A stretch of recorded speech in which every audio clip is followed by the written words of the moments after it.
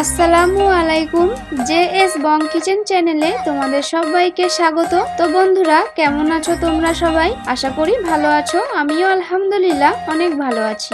আজ আমি তোমাদের সাথে শেয়ার করব সুজি আর ময়দা দিয়ে পাকোয়ান পিঠা রেসিপি। ময়দা দিয়ে বানানো হলেও পিঠাগুলো অনেক ফুলকো ও নরম হয়, আর বানানো তো অনেক সহজ, একবার দেখলেই যে কেউই বানাতে পারবে।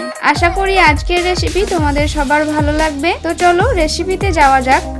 সুজির পাকোয়ান পিঠা বা তেলে পিঠা বানানোর জন্য একটা পাত্রে নিয়ে নিচ্ছি 1 কাপ সুজি, 2 কাপ ময়দা, 1 কাপ চিনি, 2 চামচ গুঁড়ো দুধ। দুধটা চাইলে তোমরা স্কিপ করতে পারো, তবে দিলে টেস্টটা অনেক ভালো হয়। আর দিচ্ছি সামান্য লবণ। শুকনো উপকরণগুলো একটু মিশিয়ে নিচ্ছি।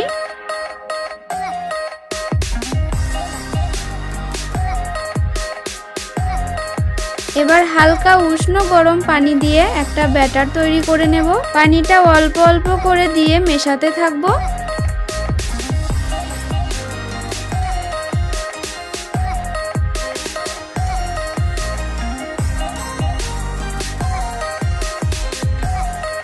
এখানে আমার টোটাল পানি লেগেছে, যেই কাপে মেপে আমি সবকিছু উপকরণ নিয়েছি সেই কাপের 2.5 কাপ মতো লেগেছে। ব্যাটারটা এখন রেডি হয়ে গেছে।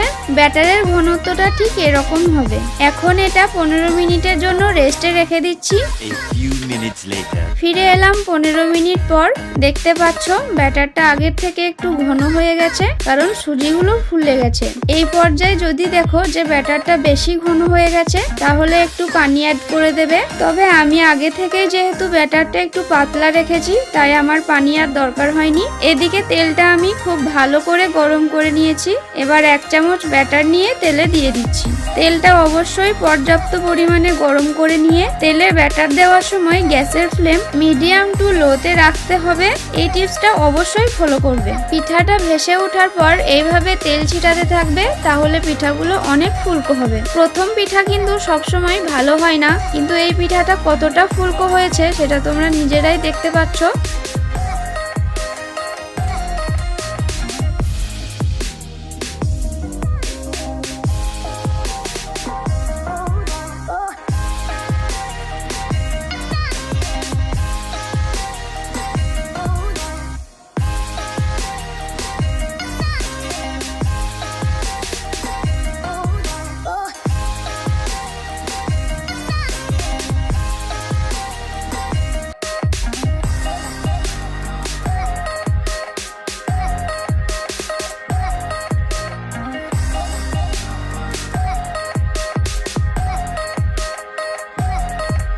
পিঠার কালারটা হালকা ব্রাউন হয়ে এলেই তুলে নিচ্ছি।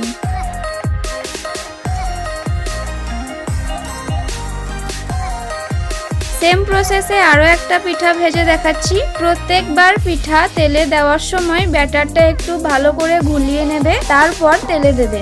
আমার এই টিপসগুলো ফলো করে তোমরাও একবার বানিয়ে দেখো, তোমাদের পিঠাগুলো এরকম ফুলকো হবে।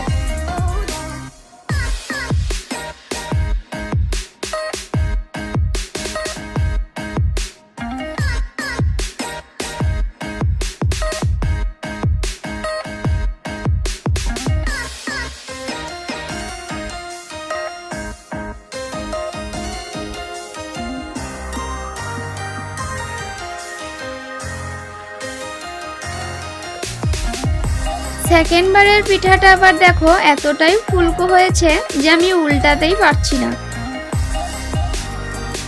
তো এই পিঠাটাও ভাজা হয়ে গেছে, তুলে নিচ্ছি। সব পিঠাগুলো হয়ে গেছে। পিঠা ভাজতে ভাজতে কিন্তু আমার অর্ধেক পিঠা শেষ হয়ে গেছে, কারণ পিঠাগুলো অনেক টেস্টি হয়েছে ও অনেক ফুলকো হয়েছে। সত্যিই মাশাআল্লাহ, পিঠাগুলো দারুণ হয়েছে। পিঠাটা আমি একটু ছিঁড়ে দেখাচ্ছি। দেখতে পাচ্ছ ভিতরটা কতটা জালিদার হয়েছে।